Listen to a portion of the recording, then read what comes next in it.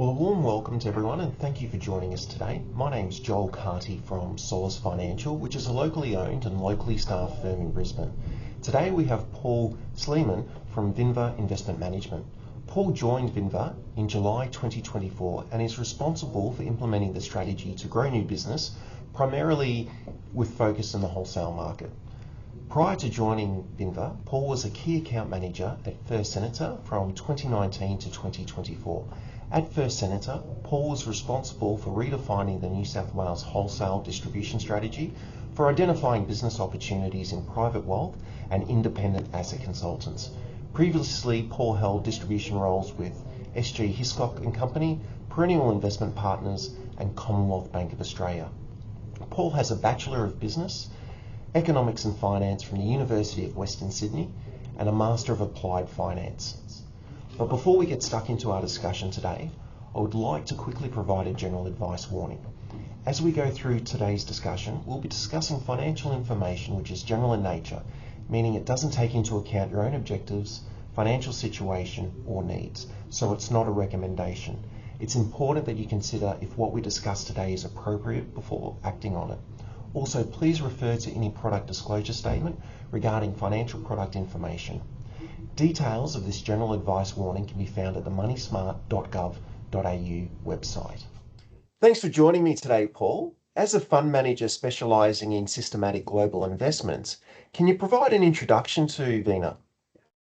Thanks, Joel. It's lovely to be here today. Vinva is an Australian-founded global pioneer in systematic equity investing, and really we specialise in long-only and long-short portfolios, both across Australia and global equity markets. Vinva, we're an independent global investment firm established in 2010. However, the genesis of our team really dates back to the 1990s. Our collegiate team of investment professionals have on average 25 years of investment experience across the investment management industry. Okay. And what's the investment process you use at Vinva? Yeah, well, here at Vinva, we utilise a systematic approach when it comes to managing client monies. Systematic investing, for your clients that don't understand what systematic investing is, it's really sort of a reference to a disciplined approach to investing that relies on predefined rules or strategies rather than emotion-based decision-making or reacting to various market decisions. In its purest form, we seek to identify market efficiencies using automated data-driven models, with the output of these models driving the decision-making rather than human judgment. Systematic investing aims to remove emotional biases out of the investment decision-making by relying on a data-driven approach. This approach would not be too dissimilar to maybe an engineer who designs the structural integrity of a building, or an engineering team for any F1 fans out there, analysing data to make a car go faster. Okay, it sounds quite technical. So given the systematic approach, how do you make an assessment on which companies to own or to short?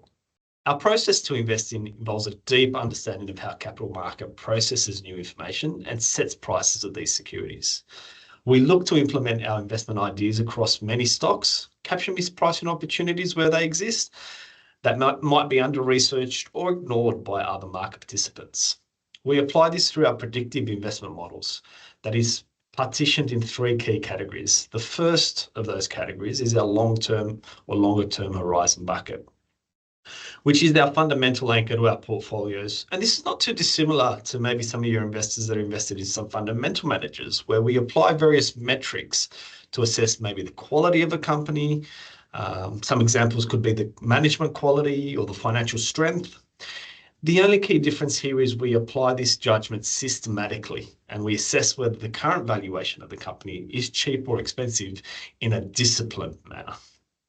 The second part is our medium-term component, where there are really two key pillars. The first is our global linkages model, which what we do is we model companies globally and identify numerous linkages. Some examples might be supply chain linkages, or various themes. An example of this could be that Apple is a large buyer of NVIDIA's GPUs.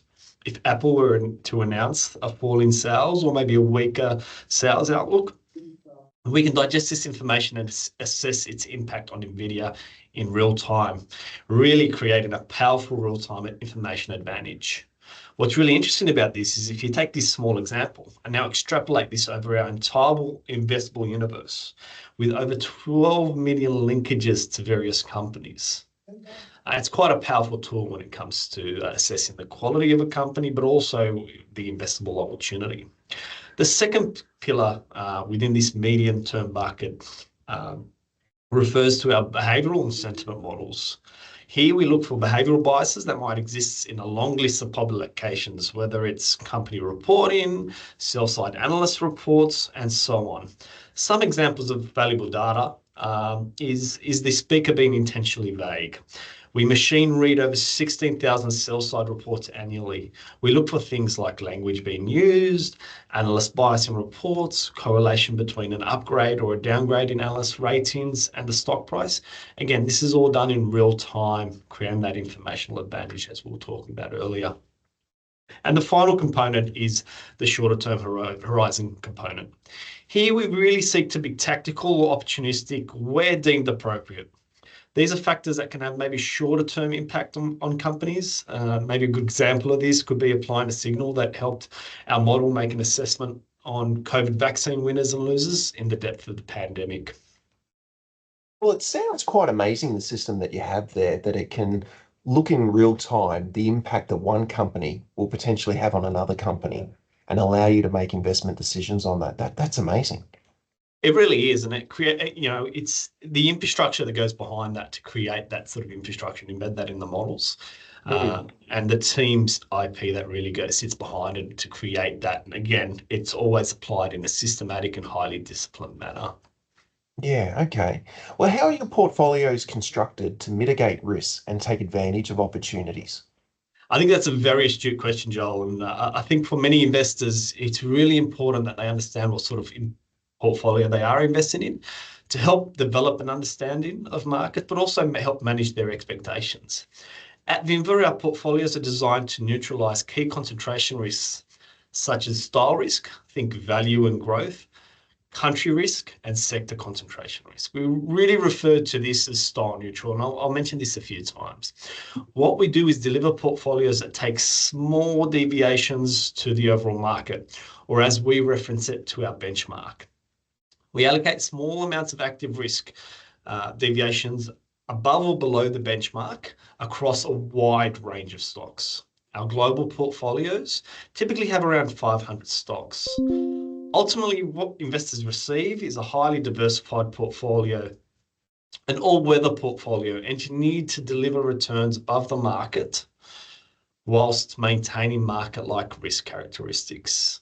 Equity markets, as you know, Joel, they can be quite volatile in the short and medium term. I think if we look at the last decade alone, we saw an elongated period where growth outperformed value, and then we saw a really short and sharp snapback of value versus growth. We've seen things emerge like a small group of stocks really driving the market. Think of the FANGs initially, and now it's the Magnificent Seven. Really, the list of these things go on.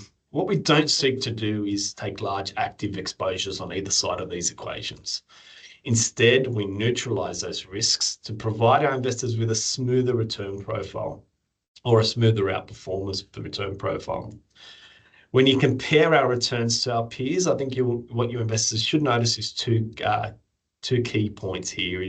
First is the consistency of returns against the benchmark. This goes back to that style neutral portfolio I was talking about earlier. And the second, sorry. No, keep going. No, I was just going to say it's that style neutral approach to our portfolio. And the second piece there is our high information ratio. The information ratio really is a measure of active returns or the returns above the benchmark per unit of risks your clients are taking. And really what you'll see here is a high level of information ratio effectively means that we're able to deliver outperformance against the benchmark whilst delivering lower returns. Again, that all-weather portfolio that your clients seek to do, and we do that whilst maintaining that delivery of outperformance above the broader market, or in our case, the benchmark. So some clients might be familiar with systematic trading from a managed futures or CTA perspective. And their claim to fame is crisis alpha. So being in the portfolio when something happens in financial markets, and that's when they kick into gear and can sort of offset some of the volatility that we may be experiencing.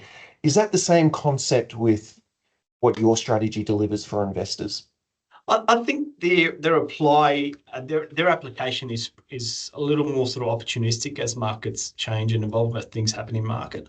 What we seek to do is really be a global equity fund that's consistently in market, that doesn't give you too much deviation away from the market.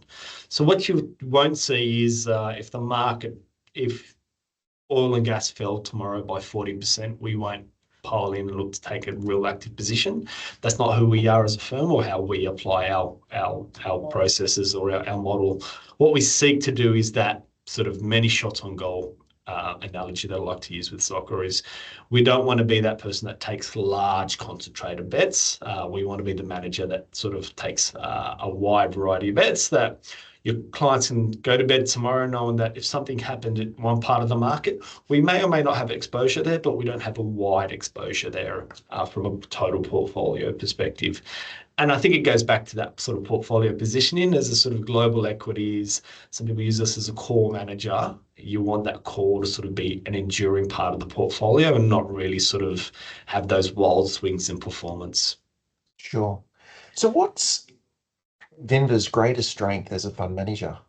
Yeah, it's a really good question. And there's a common misconception around systematic investing that it's a supercomputer algorithm that's self-learning and innovative. And really for us, it's the people that sit behind all that provide the investment insight, market knowledge, research, and really sort of implement that into our model. That is our greatest strength. So by far and away, our people is our greatest strength, which is why our people is our most important asset. Sorry, I'll do that again. Yeah, go for it. There's a common misconception, Joel, that systematic investing is simply a supercomputer algorithm that is self-learning and innovative. But really, it's the people that sit behind the process that provide the greatest insights, market knowledge, and research into our model. And that's why people are our most important assets. Effectively, to put it very simply, we are a people leveraged by technology business. Okay. And can you talk us through a time when you've turned a period of poor returns into an investment opportunity and turned the performance around in the fund? Yeah, another great question. I think systematic investing, when you think about it, it seeks to take advantage. Good question, Joel. When you think about systematic investing, what in its purest form seeks to do is take advantage of inefficiencies in a largely rational market. However, as we all know, there can be periods where the markets can behave irrationally. A good example of this is if the market is driven, you might have a month where low quality, unprofitable tech companies rally very strongly over a short period. Pardon me. It's not about, being dogmatic in our approach, saying we simply won't invest there. It's really about doing the research and being innovative and not non-dogmatic in our approach to sort of understand, is this part of the market that's going to continue to do well, or is this a short-term thematic? Our investment team are constantly undertaking new research, deciphering from noise to investment opportunities to ensuring our portfolios are engineered to deliver over the long term for our investors and not just focus on maybe some short-term movements in parts of the market. So your investors can be assured that, our relentless approach to innovation and constantly renewing, upgrading our models is there to understand that we're ahead of the market or we're moving along with the market as things evolve. Okay. Well, Paul, we've covered a lot of ground in a shorter period of time. Is there anything else you'd like to add? My only final point is, whilst we are systematic and index aware in terms of our market approach, like all active managers, we do underperform from time to time. However, when you look at the numbers, and Joe, I'm sure you've got that to hand, but our underperformance tends to be shorter and much less frequent in nature than most of our fundamental peers, just by sheer manner in which we're investing. So, when investing with Vinva, as with markets, we always encourage clients to always take a long-term view and manage sort of expectations from time to time. But on the whole, I just want to thank Solace and your clients for your trust in Vinva. And we hope that we can repay your faith with hopefully strong outcomes and deliver clients do our part to ensure that they hit their goals and have a long and enjoyable retirement. Yeah, okay. Well, Paul, I appreciate you making the time to talk with us today. If clients need to get any additional information, obviously refer to the product disclosure statement. But thanks again, Paul. Thanks, Joel. Thanks for having me.